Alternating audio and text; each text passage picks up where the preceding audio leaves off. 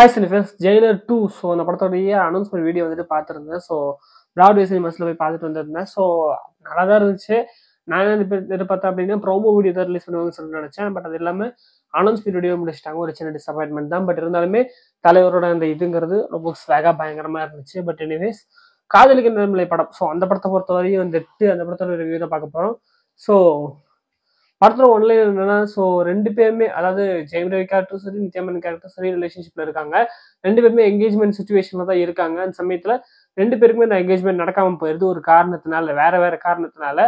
அதுக்கப்புறமா ரேண்டமா தன்னுடைய கேய் ஃப்ரெண்ட் சொல்லி கூட்டு போய் ஸ்பெர்ம் டொனேட் பண்ற நம்ம ஜெயம் ரவி. அதே சமயத்துல எனக்கு புருஷன்லாம் என்ன, எனக்கு குழந்தை வேணும் அப்படின்னு சொல்லிட்டு ஐவிஎஃப்ல போய் ஃபேக் இது பண்ணி இல்லீகலா இது பண்றது. ஸோ அதாவது இந்த ஃபேக் அந்த தாராள பிரபு மாதிரி வந்துட்டு பண்றது.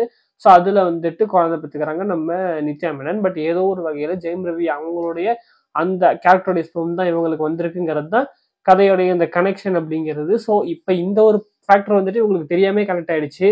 ரெண்டு பேருக்குமே வந்துட்டு தெரியாமே அவங்க கனெக்ட் ஆயிட்டாங்க. பட் அதுக்கப்புறமா விதி எப்படி உங்களை செத்து வைக்குது அப்படிங்கறத அந்த படத்துடைய மீதி கதை. ஸோ அந்த பையனுக்கு அந்த, அதாவது அந்த நித்யா மேனனுக்கு வரக்கூடிய அந்த குழந்தை ஒரு பையன், அவனுக்கும் ஜெயம் ரவிக்கு என்னென்ன மாதிரி விஷயங்கள் நடக்குது, மீதி என்ன நடந்துச்சு அப்படிங்கறத ஒரு சிம்பிளான கதை. ஒரு ஓசமான ஒரு படம், ஒரு சிம்பிளான ஒரு அழகான ஒரு படம். என்ன கொஞ்சம் லென்த்துங்கிறது ஃபீல் ஆனிச்சு. 2 hour 20 minutes.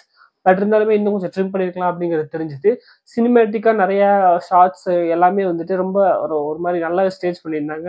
ரஹ்மான் சாரோட மியூசிக் சொல்லவே தேவையில்லை, பயங்கரமா இருந்துச்சு. சாங்ஸுமே எல்லா சாங்ஸும் நல்லா இருந்துச்சு. ஒரு சாங் மட்டும் ஒரு மாதிரி இன்னும் லிரிக்ஸே புரியல அப்படிங்கிற மாதிரி இருந்துச்சு. பட் இருந்தாலும் அதுவுமே ஒரு வைபா தான் இருந்துச்சு. சூப்பரா இருந்துச்சு. அந்த குட்டி பையன் நடிச்ச அந்த பையன் வந்து சூப்பரா நடிச்சிருந்தான். ஸோ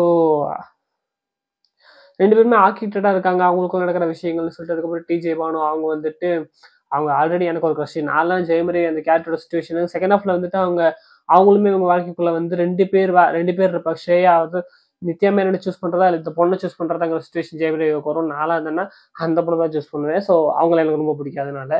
ஸோ அப்படி ஒரு இதுல கொண்டு போயிட்டாங்க. டேரக்டர் சின்ன ஒரு தப்பு பண்ணது என்னன்னா, அவங்களை கேஸ் பண்ணியிருந்ததுனால நமக்கு ஏதோ ஒரு இடத்துல வந்துட்டு நம்ம எப்பயுமே ஹீரோட பாயிண்ட் ஆஃப் இருந்து யோசிக்கும் போது நித்யா மேனனுக்கு வந்துட்டு நம்ம ரூட் பண்ற மாதிரி தான் இருக்கணும். பட் அந்த இடத்துல வந்துட்டு அவங்கள விட, அதாவது இவங்க வந்துட்டு ஒரு மாதிரி கண்ணாலே மயக்கக்கூடிய ஒரு ஆக்ட்ரஸ் அப்படிங்கிறனால அவங்கள போட்டதுனால ஒரு மாதிரி ஒரு சின்ன டிஸ்ட்ராக்ஷன் அவங்க மேல ஏற்பட்டுருக்கு.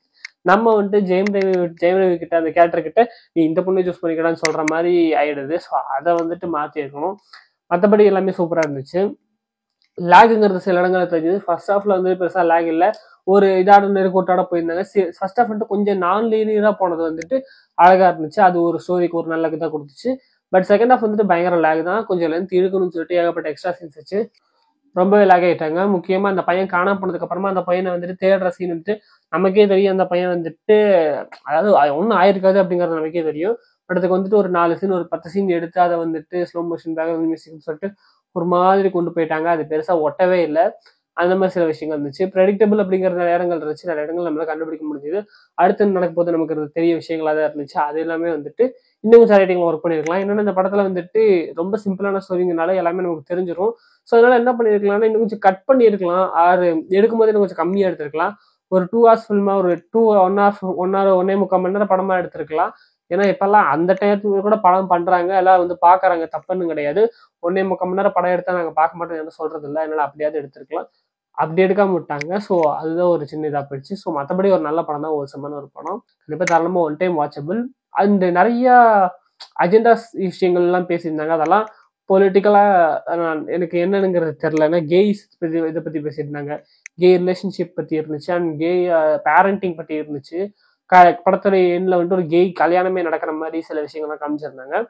அதெல்லாம் பொலிட்டிக்கல் ஸ்டாண்டிங்ல இருந்துச்சு. பட் அதை பத்தி நமக்கு என்ன, பட் என்னன்னா இந்த வேர்ல்டு வந்துட்டு ஒரு 2017 to 2025 வந்துட்டு கல்யாணம் மாதிரி காட்டுறாங்க. 2017லயே இந்த கே விஷயங்கள்லாம் காமிச்சு 2025 எடுத்துட்டு வந்து ஒரு 8 years கேப் அது இதுன்னு போறாங்க. பட் இதெல்லாம் ரியாலிட்டியில இருக்கா அப்படிங்கிறது நமக்கு தெரியல. ஏன்னா நம்மளுடைய வேர்ல்டுக்குள்ள இது பெருசா இல்லைங்கும் போது இந்த படம் ரிலேட்டிபிலிட்டியில எங்கேயோ ஒரு இடத்துல அடி வாங்குறத செய்யுது. ஏன்னா இந்த ஸ்பெர்ம் விஷயங்களே நம்ம கொஞ்சம் அவைவு தான்.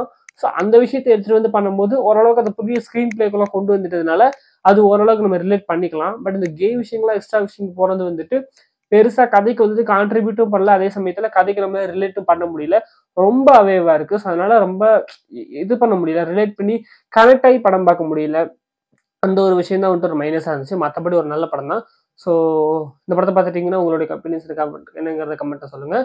தாராளமாக பார்க்கலாம். அண்டு என்னன்னா 18+ கொடுக்கல, பட் இருந்தாலுமே நீங்கள் வந்துட்டு சின்ன பசங்க போக வேண்டாம். ஏன்னா நிறைய அஜெண்டாஸ் பேசுகிறாங்க இல்லையா? ஸோ அதனால வந்துட்டு 18+ மேலே இருக்கிறவங்க மட்டும் போங்க. ஸோ ஃபேமிலி ஆனஸ்க்கு ஏற்ற படம் கிடையாது.